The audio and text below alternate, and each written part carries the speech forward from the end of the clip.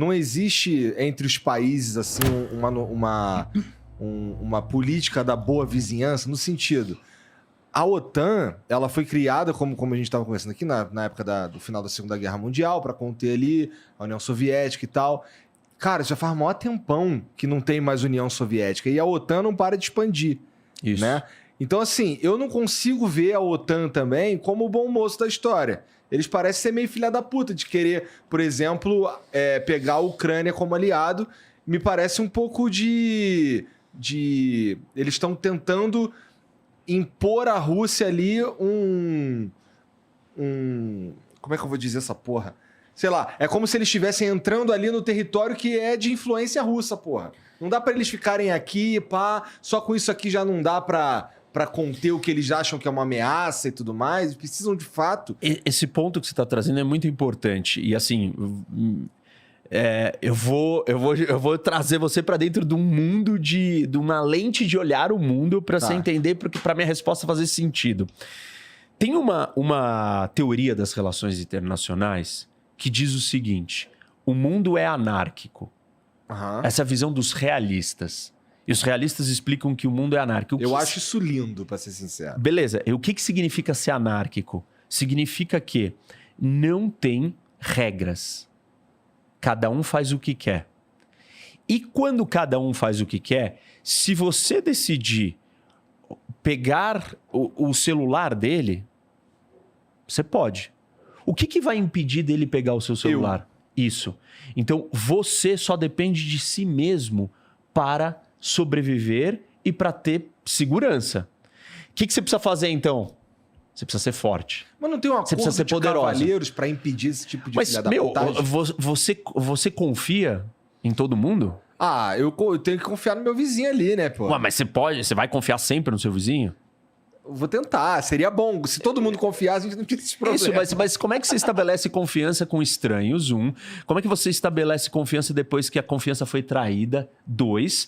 Como é que você estabelece confiança com quem você não conversa? 3. Porque assim, tipo, não é uma conversa entre o Reni e o Igor. É uma conversa entre todos os Igors e todos os Renes. É uma conversa coletiva de massa, de milhões de pessoas. Essa conversa, ela não existe. Ela não acontece na prática. Vai um representante meu falar com um representante seu. Só que aí ele vira e fala assim: Igor não é bem meu representante, eu não votei nele, eu não gosto dele, eu acho as ideias dele traíras, eu não confio nele. Então, você percebe como existem muitas camadas que separam para essa confiança que você se refere, que ela não é real. Reni, mas isso justamente não mostra que a lógica do indivíduo não é a lógica do país? Por exemplo, dentro de um país, eu tenho fundamentalmente a lei. E a lei vai dizer por que você... qual é o problema de você quebrar o carro de alguém? O problema é que você pode ser preso. Não, mas aqui o que ele está defendendo é a anarquia como princípio. Não, tudo bem. Não, entendeu? Eu estou pegando um gancho na outra pergunta. Como você... Eu entendi perfeitamente, mas como você estava colocando que existe esse paralelo, assim, eu não acredito que esse paralelo ele é adequado, tá? Eu acho que, assim, existe, do ponto de vista institucional, diferenças básicas que vão, no final das contas... impedir que a gente faça um paralelismo claro e fazer da lógica do indivíduo uma lógica que é diferente dessa do país, porque no âmbito do indivíduo eu tenho, não só por uma questão psicológica, mas fundamentalmente o domínio da lei, que acontece dentro daquele país. Agora, quando um país entra em guerra com outro, as leis internas daquele país permanecem estáveis, na maior parte das vezes. Enquanto as relações internacionais e o conflito que, no final das contas, desloca enfim, ou transgride os acordos e a esfera de relacionamento estabelecida antes desse conflito. Então, no final das contas, é possível acontecer uma guerra e uma invasão, uma agressão internacional sem que haja uma transgressão do ponto de vista da lei dentro desse país que fez a agressão. Isso, para mim, gera uma diferença entre as duas coisas. Nesse sentido, tem diferença, porque nós estamos falando de níveis de análise diferentes. Tem o nível internacional e o nível nacional. Para mim, nossa análise, eu acho que é um nível de existência diferente. Isso. O que é o Tá. nível internacional? Ele existe? O que é internacional, entendeu? Não existe nada internacional. Perfeito. O internacional, ele é um conjunto dos nacionais. Perfeito. É que nem a ONU. E eu falo muito disso. As pessoas pensam assim, a ONU, Organização das Nações Unidas.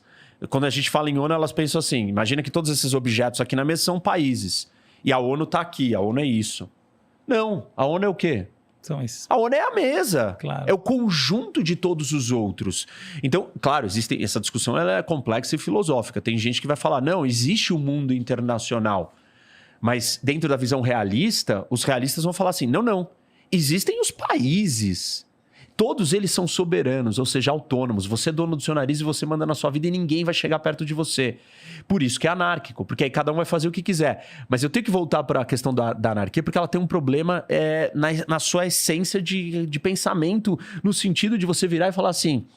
Tá bom, eu vou ser forte e vou me proteger dele roubar meu celular, ou dele pegar meu celular, ou dele dizer, minha filha precisa de um celular porque ela tá com uma doença e eu vou usar o seu celular. E você fala, não, mas agora eu tenho que cuidar da minha filha, eu preciso do meu celular pra mim. Não. E ele é mais forte, ele vai lá e pega o seu celular. Porque não é só em situações absurdas de, tipo, ele quer roubar o seu celular. E pode ser que ele precise do seu celular. E aí, quem tem prioridade? Aí você fala assim, não, tá bom, eu vou ser mais forte então. Eu vou segurar o meu celular e ele não vai tomar. Só que aí nós criamos um mundo onde só o mais forte consegue o que quer.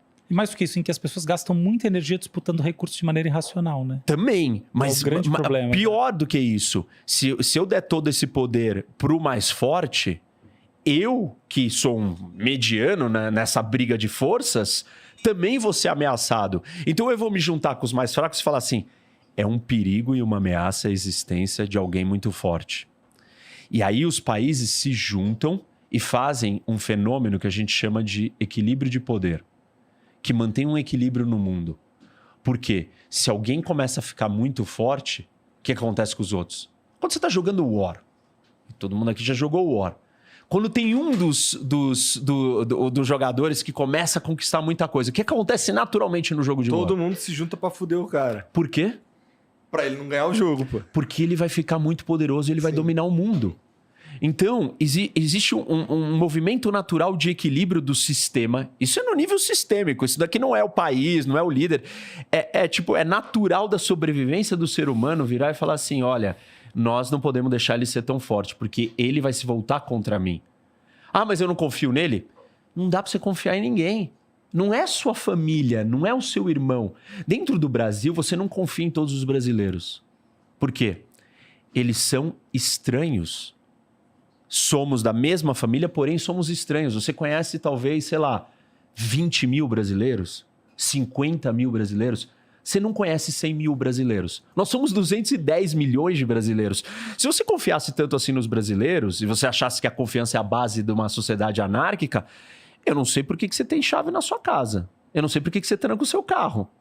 Só que não é isso que acontece. Porque assim, apesar de eu gostar dessa ideia aí, que ela me pareceu uma ideia eu de sei. paz e tudo mais... Você não vai comprar ela. Eu tenho noção que ela é só uma utopia. Isso. Ela é uma utopia. E aí, então, voltando para a história aqui da anarquia, o que acontece? Os países precisam ser fortes. E aí você falou... E aí tudo isso era para te responder a pergunta, mas a Rússia não está cercada? Quando quando a Rússia olha e fala assim, eu preciso ser forte, porque eu não tenho ninguém para me ajudar, não tem polícia, não tem um 90 para eu ligar se invadirem a minha casa, não tem judiciário, não tem leis. O que eu faço? Eu tenho que me proteger sozinho com a minha força. Então a Rússia começa a se armar. Quando a Rússia começa a se armar, o que a Letônia pensa? Fudeu pra mim. A casa caiu. Por quê? Porque simplesmente esse cara tá ficando muito mais forte e com um estalar de dedos ele arranca o que ele quiser daqui de dentro, me domina, me conquista, me escraviza e faz o que ele quiser. Mas que loucura, por que ele vai te escravizar? Bom, desculpa, porque a história da humanidade é uma história de guerras e de destruição e de escravização e de dominação um do outro, de muitas maneiras.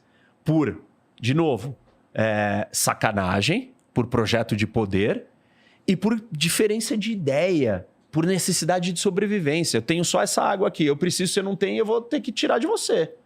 E assim são várias das histórias de guerras. Bom, o que a Letônia faz, então? Entra pra OTAN.